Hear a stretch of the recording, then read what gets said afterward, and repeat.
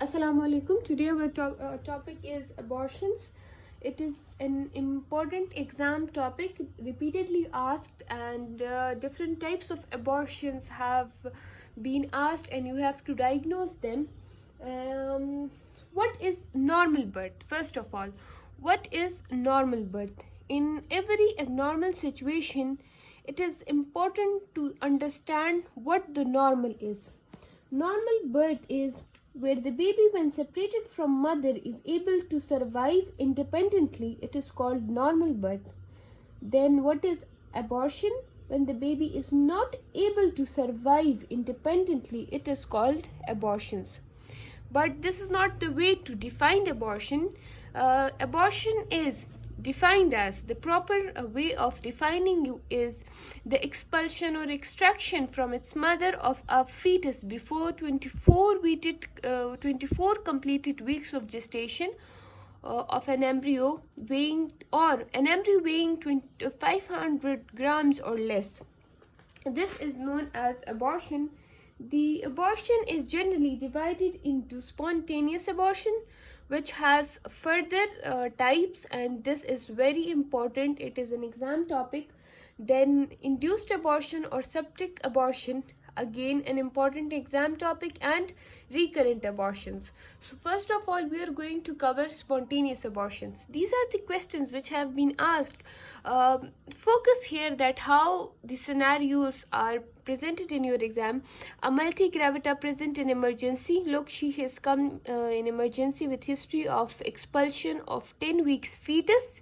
Expulsion of 10 weeks fetus at home, and now there is moderate PV bleeding. On examination, uterus is 8 weeks size and os is open. So here first you have to identify what type of abortion it is, then you have to confirm this diagnosis, then you have to write which operation will be needed and have complications. Then another scenario is a primary gravida presented in a gynae OPT with complaint of PV bleeding of 10th week gestation. Here you have to write DDs. What are the DDs of bleeding in early pregnancy, and what do you see on pelvic examination when the os is open? So what is the diagnosis?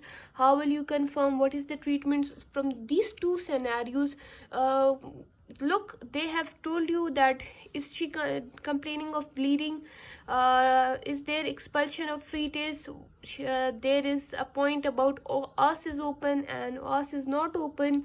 So keep these points in mind. When these these points, you will be able to differentiate. Then next is primary gravida present in labor room with complaint of PV bleeding, gestation and pain in the lower abdomen, 2 DDs, pelvic examination, os is open. When the os is open, the type of spontaneous abortion is different, but when the os is closed and there is bleeding and there is no other complaint, then it is most commonly it is threatened abortion. A 28 weeks primary gravida parrot for the last 7 years present with gestational amenorrhea, 5 weeks pain, lower abdomen and spotting since last 2 days.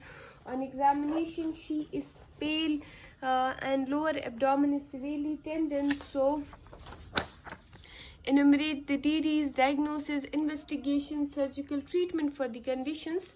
Then in 2012, the scenario given is a gravida para 4 present with 9 weeks of pregnancy. She has heavy vaginal bleeding, pain, hypogastrium, fainting attack since 2 hours. On examination, she is pale and blood pressure is low. There is steady pulse. Vagina is full of clots along with some chronic tissues. Os is open and uterus is soft and compatible with 8 weeks gestation. So what is the diagnosis? So when I start the topic, you should be able to identify that we are covering spontaneous abortion. You should be able to differentiate different types of spontaneous abortions. You should be able to differentiate threatened abortion from inevitable abortion, incomplete, complete, missed abortion, and how you can do that by focusing on the lecture and learning where there is bleeding, what is the os open, in which type of abortion the os is open, and in which type of abortion the os is closed. Now moving on to the first definition, spontaneous abortion. Spontaneous abortion, it is defined as expulsion from its mother of a fetus before 24 weeks of gestation. Okay, it is before 24 weeks of gestation, or there is another exception, the embryo weighing 500 grams or less. Either it is before 24 weeks of gestation, or the embryo is weighing 500 grams or less. It, or you can define it as it is spontaneous expulsion of product of conception before the 24 weeks of gestation. Okay, there is a question here, what is miscarriage then? Miscarriage and spontaneous abortions are one and the same things. You can, for spontaneous abortion and miscarriage, you should know these two terms. What is early miscarriage or first trimester abortion, or what is late miscarriage or second trimester abortion? Early pregnancy or first trimester abortion occurs before 12 weeks of gestation, and late miscarriage or second trimester abortion, it occurs between 12 to 24 weeks of gestation. What are the features of early miscarriage compared to late miscarriage? Early miscarriage or first trimester abortion, it is more common, and the pathophysiology is that there is inadequate placentation, defective transformation of spiral arteries, or there is reduced tropoplastic penetration into decida and into spiral arteries, or inadequate placentation is more pronounced in chromosomal abnormalities. And then what about late miscarriage? It is less common. Late miscarriage is less common. Then what is the cause? The cause is because rate of pregnancy loss decreases with increasing age. Okay, early miscarriage is common, late miscarriage is miscommon, because as the time passes, the rate of pregnancy loss decreases. What is the pathophysiology of late miscarriage? Intrauterine bleeding, which irritates the uterus, causing contractions. Intrauterine infections, which ascends from the vagina through the cervix into fetal membrane, and abnormal uterine cavity due to fibroids or some congenital anomalies. Okay, so moving on, what is the etiology of spontaneous abortion? I have drawn the etiology in this manner so that it can be easier for you to learn and understand. Basically, the causes of spontaneous abortions are broadly divided into fetal, placental, maternal, and unapproved causes. Because I have written unapproved especially here, because 25% of the cases the cause of abortion remains unknown. Okay, so that is why I have written it here.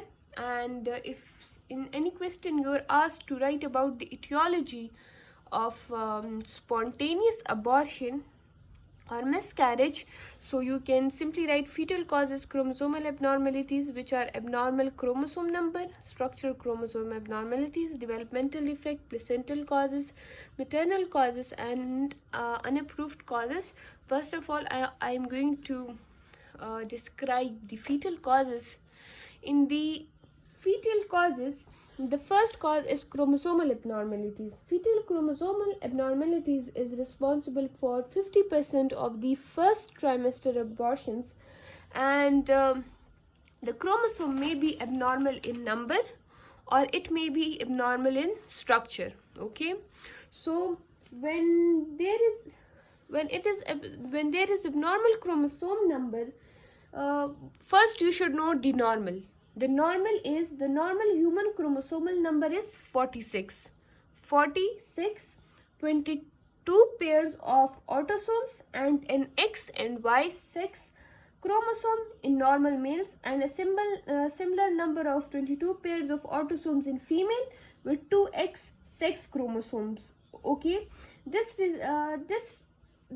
chromosomal abnormal number of chromosomes results from unequal distribution from the parents, right?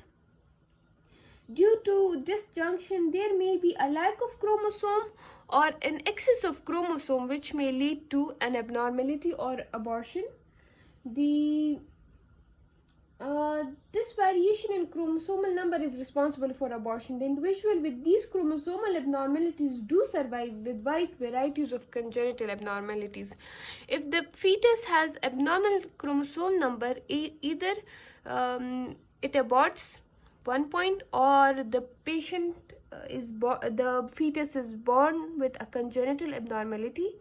Then the first is trisomy. Trisomy is one extra chromosome, 47, is called trisomy. The patient do survive with one extra chromosome, but trisomies due to extra autosomes commonly abort, or if survive, they are severely malformed. Look, if the patient has a lack of the patient is having a trisomy, if that trisomy is present, the patient can survive, okay? But if they survive, the surviving trisomes have special names due to the associated malformation that they are born with, okay? For example, Down syndrome 21, Edwards syndromes, and Patus syndrome. So possession of an extra sex chromosome is less likely to cause abortion, and most of them enjoy normal mental and physical health. Then monosomy. When one chromosome is less than normal, that is 45 chromosomes, it is called monosomy. Autosomal monosomy is lethal, okay? If the monosomy is in the autosome part, then it is lethal and the fetus aborts. But the loss of sex chromosome is lethal to the zygote if X is lost and Y remains. So the patient, it results in Turner syndrome, okay? You should remember in Turner syndrome that it is a sex chromosome monosomy and there is loss of one X chromosome, result in Turner syndrome. Then what is triploidy and tetraploidy? The other chromosomal abnormalities seen in the abortuses are triploidy, 69 chromosomes, and tetraploidy, 92 chromosomes. And the triploid zygote commonly aborts in 5 weeks, and the tetraploidy zygotes aborts in 3rd weeks. Then comes structural chromosomal abnormality. The chromosomes can be abnormal in structure. The chromosomal structure abnormalities are more common and involved in recurrent abortions. Then there is developmental defect. A variety of developmental abnormalities have been observed in chromosomally normal abortuses, but they include tubal defect, neural tube defect, cleft lip or palate, cyclopia, polydactyl or amniotic bands are seen, okay? These all are due to developmental defect. Then there are some placental causes. The first cause is hemorrhage.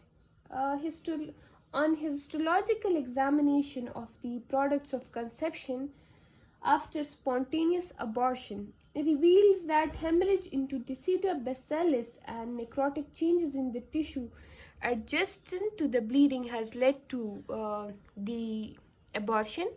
Then the second placental cause is hydropic degeneration of the placental villi, and then there may be abnormal placentation which plays a role in spontaneous abortion. Then moving on to the maternal causes. Maternal causes of spontaneous abortion are more commonly related to 2nd trimester than the 1st trimester. The first important cause is the uterine abnormalities. Uterine anomalies responsible for spontaneous abortion include bicronate and subseptate uterus, cervical incompetence, and most important cause of 2nd trimester abortion. Uterine anomalies are the most important cause of second trimester abortion. Then infections. If the patient develops pyrexial illnesses, okay, if the patient develops pyrexial illnesses during pregnancy like malaria, typhoid fever, appendicitis, it can result in abortion. And the organisms commonly involved, yes, there are organisms which are involved in spontaneous abortion.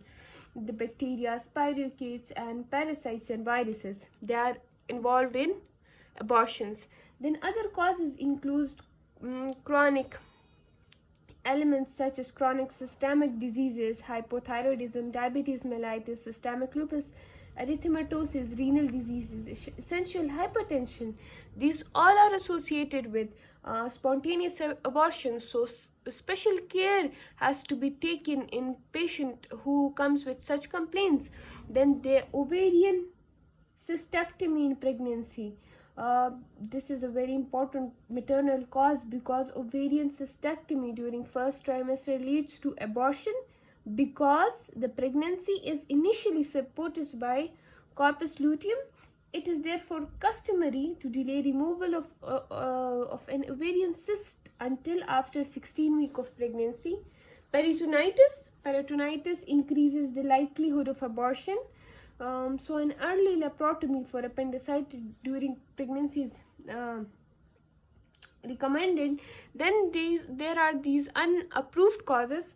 Well, 25% of cases of spontaneous abortion, the etiology remains unapproved, but still I would like to discuss them. The first unapproved cause is progesterone deficiency in first trimester. I have used the word unapproved for these cases because they have no solid evidence, and there are some points that makes them unapproved. Look, a progesterone deficiency in first trimester is an unapproved cause because progesterone replacement fails to improve the outcome. Then there are immunological causes. Seems relevant, but in more of a concern in recurrent abortion than in isolated. And then weightlifting, climbing stairs, all of these are unapproved because patients and their relatives tends to attribute abortion to weightlifting, climbing stairs, recent fall, accident, blow, or psychological shocks, but it is unlikely that these factors are of more importance in causing abortion. So